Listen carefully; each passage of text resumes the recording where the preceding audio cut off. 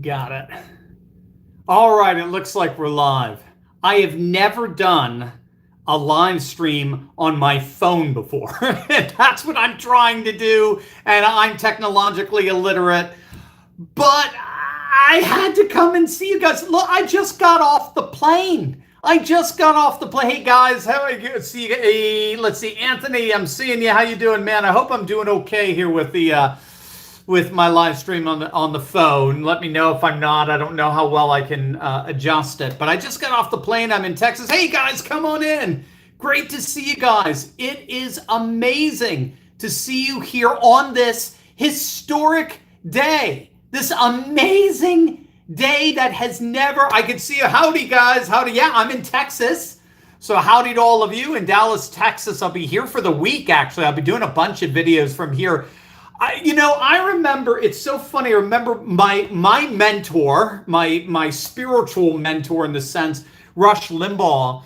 He always said this. Do you guys remember this? He always said that whenever he was out of the studio, whenever he would take a vacation, that's when the world would change. That's when something crazy would happen. Do you remember that? I mean, my heavens. Well, anyway, here we are. I, of course, am no Rush Limbaugh, but I can't believe it. I get off the airplane, pick up the phones. Oh, what's been going on the last 3 hours? I knew they were having the vote. I knew they were having the debate. I didn't know if they would have a vote today. And I figured they would pull out the establishment would pull some shenanigans to make sure that, come on in guys, to make sure that McCarthy would pull this off, because this has never happened before. You have to understand that as I understand the research I did, the last time a threat like this really happened was 100 years ago, and it was not successful. They were not able to vote the speaker out. You've had speakers resign.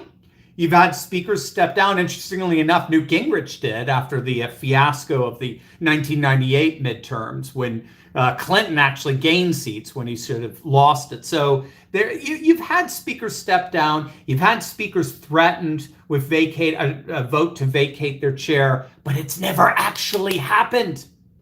And here we are. It's never actually happened. This is astonishing. Great to see you guys. You're okay.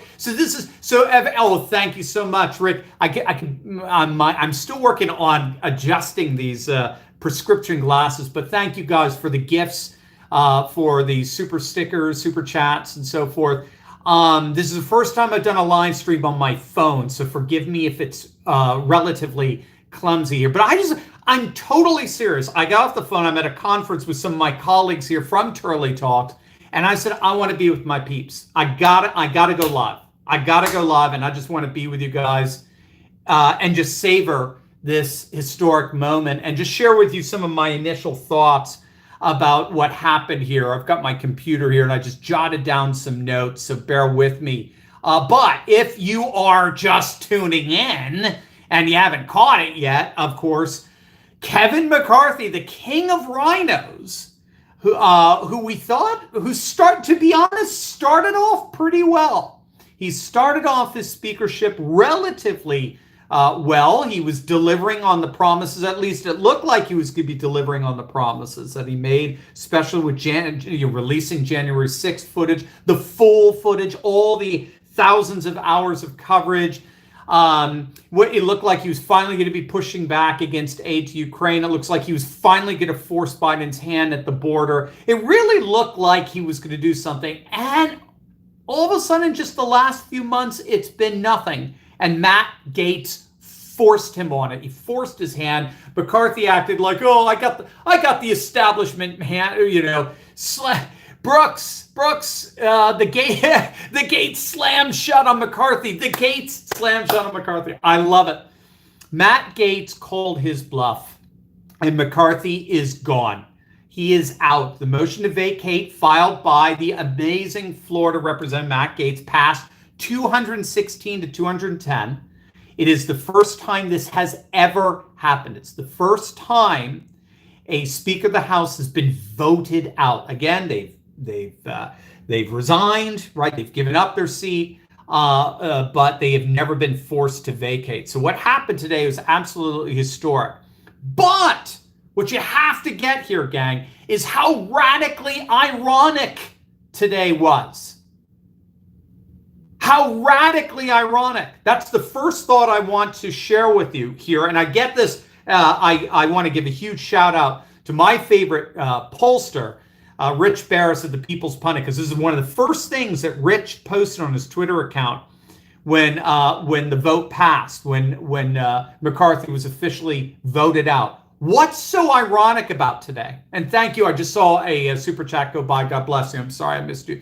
And Norman, good job, Matt Gaetz. That's right. Give it up for Matt Gaetz. This is celebratory. This is amazing. And we're going to talk about why. Because you know who might be coming back with subpoena power, right?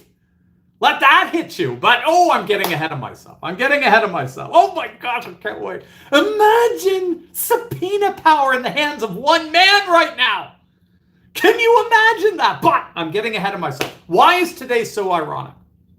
Why is what happened today so unbelievably ironic? McConnell deliberately do in 2022? What did McCarthy and McConnell deliberately do in 2022? What did they do? They deliberately sabotaged MAGA candidates across the nation so as to prevent this very outcome. I mean, you have to let that hit you. They didn't just abandon MAGA candidates. They actively worked against it. They teamed up with fellow rhinos and Democrats to thwart MAGA candidates. I saw it firsthand in Pennsylvania. Republican establishment leaders endorsed the Democrat Josh Shapiro over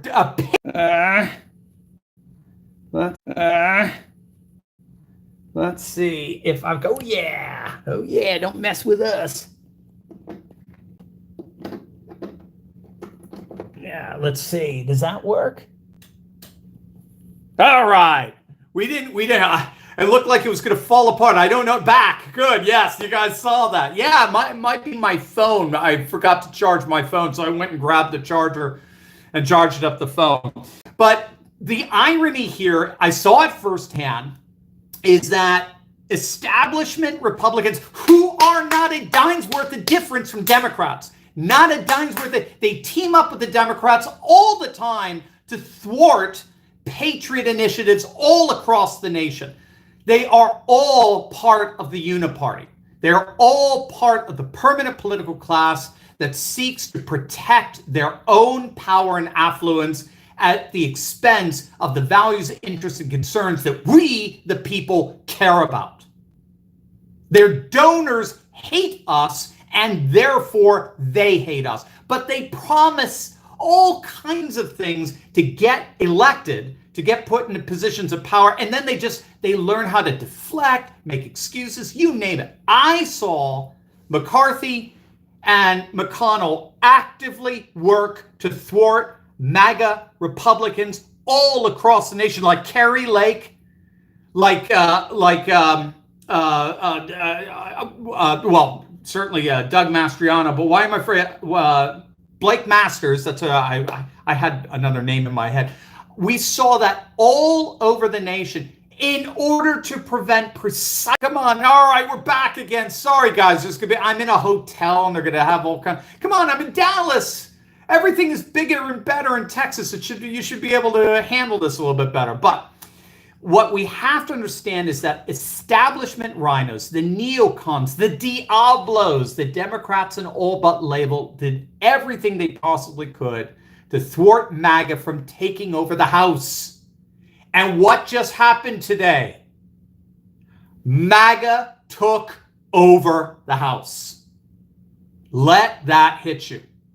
They did everything they could to try to thwart MAGA from taking over the House. And what just happened today? MAGA took over the House. MAGA took over the House. To me, the biggest takeaway from what happened today, thank you so much for that gift. To me, the biggest takeaway of what happened today is it proves beyond a shadow of a doubt the undeniable power of MAGA. It proves the undeniable power of MAGA. The MAGA movement is absolutely in the driver's seat of American politics today. And there's no way around that. Matt Gaetz, whatever you want to think of him, I think he's a patriot. I think he's a hero. I know there's a lot of, if you're Newt Gingrich, if you're Mark Levin, he's a traitor. He's a traitor. Because these guys, you know what? I get so pissed. I'm going to say it.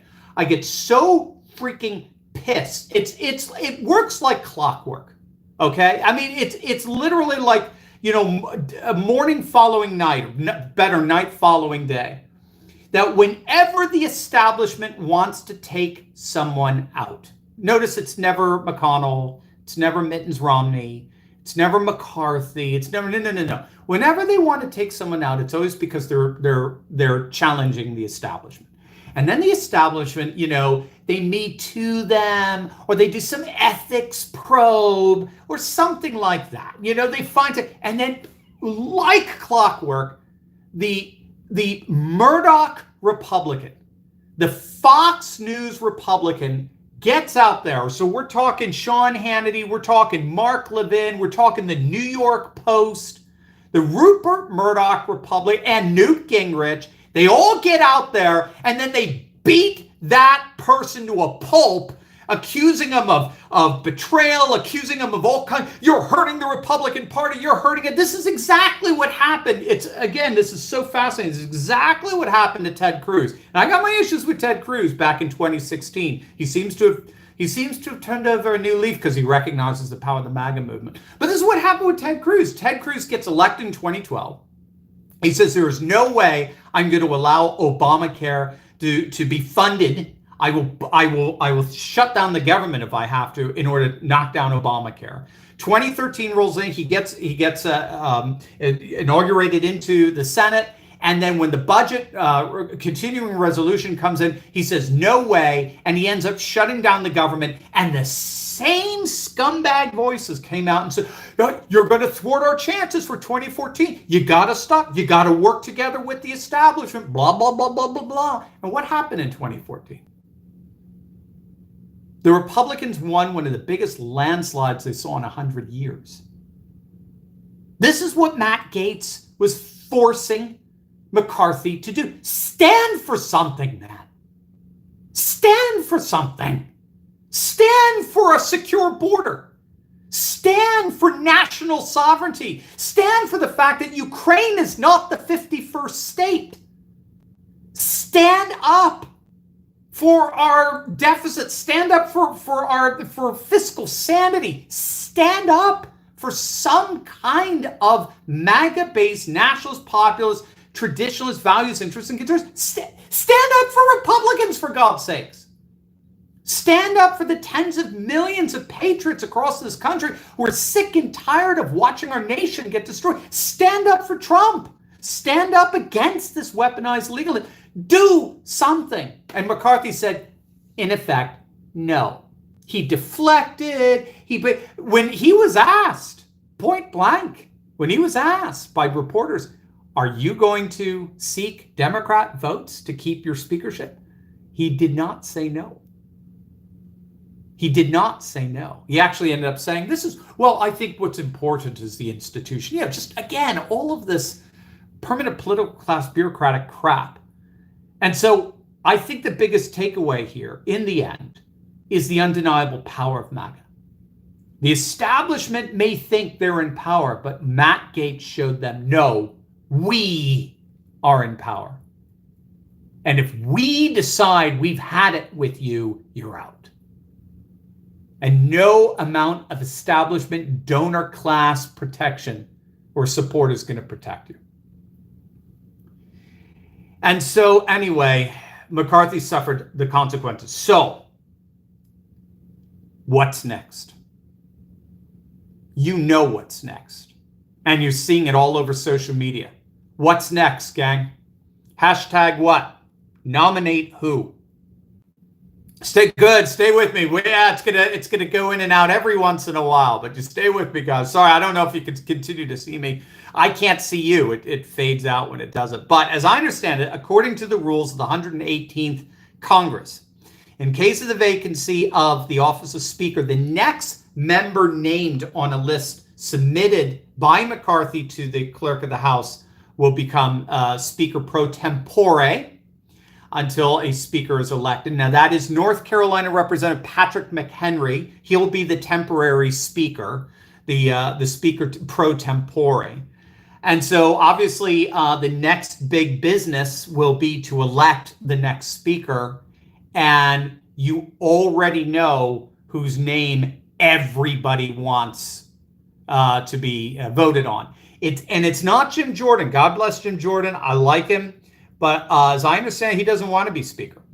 Jim Jordan does not want to be speaker. I don't think Martin, again, the House does tend to operate on a seniority basis, so it's not going to be Marjorie Taylor Greene. And again, a lot of people have been a little upset with MTG because she's been a little bit wishy-washy on holding McCarthy accountable. But everyone here knows the name that is now being, I see Ron Paul there. That'd be pretty cool. That'd be neat. But everyone, what's blowing up Twitter right now, bottom line, one name only, Donald John Trump. Everyone wants to see Donald J. Trump nominated as Speaker. Imagine Trump with subpoena power as Speaker of the House right now. Imagine it. Imagine who he could subpoena. I'm assuming he could subpoena anybody he wants to, such as, I don't know, maybe a certain New York judge who takes off his glasses and smiles with that kind of creepy, Friesmeister look, right? I'm Mr. Friesmeister. I'm Mr. Cold or whatever the heck that's one of my favorite.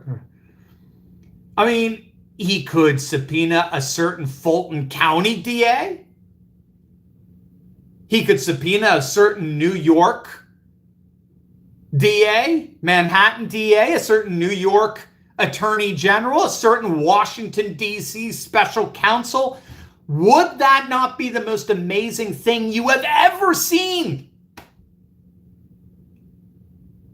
The persecuted becomes the persecutor. The hunted becomes the hunter.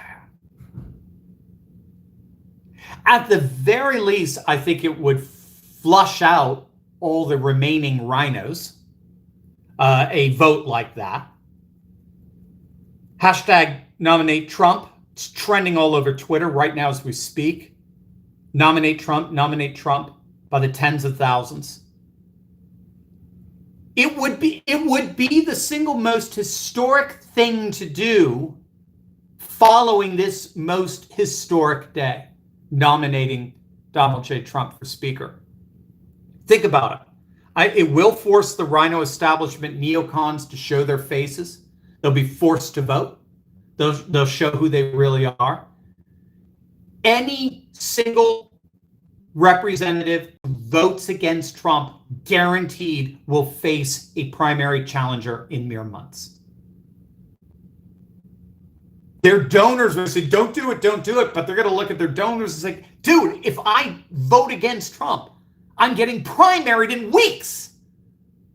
I'll be primaried within 24 hours after not voting for Trump. So this is totally doable. This is perhaps the most, he may be the most doable name there. Another one saying Carrie Lake. Carrie Lake would be amazing. Can you imagine that? And again, the beauty, as Matt Gaetz proved today, the beauty of the MAGA movement is we're fearless. We're fearless. We go where no establishment, donor class controlled politician is willing to go. We go there. We go there. Nominating Trump would be the single most historic move, the single most epic move we can make following this historic, epic day. And by the way, for the last time they were voting for speaker, there was one representative who did nominate Donald J. Trump to be speaker. Who remembers that? Put that in the chat. Who was the one representative that stood up and nominated Donald J. Trump to be speaker the last time there was a vote? It was one. You got it. I saw it right there and it went by too fast. I saw it, Deborah. You caught it. You got it, guys. Matt Gaetz. Matt Gaetz was the last one to do it. So this is going to be amazing to watch as it unfolds. But make no mistake, gang, what we just saw today, I think the biggest takeaway from all of this is the power of the MAGA movement, which is another way of saying it's the power of you. It is your power. The people have the power to affect and change what happens in that. There we are. We're almost there. Sorry, gang, for all these reconnections. And I'll wrap it up here. But you today saw the power that you have. Oh, they're quaking in their boots. They're seeing what the establishment did absolutely everything they possibly could to strip MAGA of its power, to stop MAGA from achieving precisely this kind of result. And they couldn't do it. They couldn't do it. Now they're looking at Trump with record poll numbers. They're seeing all the other donor class supported candidates fading into the background, and they're literally watching Biden melt right in front of them. And they're recognizing, to their horror, this establishment, this permanent political class is recognizing, to their horror, that MAGA's greatest moment may indeed be yet to come. Your power that you have to change this nation hasn't even begun. And that's why I wanted to be with you today and celebrate this moment. You're my heroes. I love every one of you. God bless. I'll see you in the morning. I'll see you tomorrow. I've got some things I need to do. I'm at a conference here, but I will see you for tomorrow. We'll be doing some follow-up videos and talking about this amazing, amazing day. I love each and every one of you. God bless. Rock and roll. Keep it up. You're the best.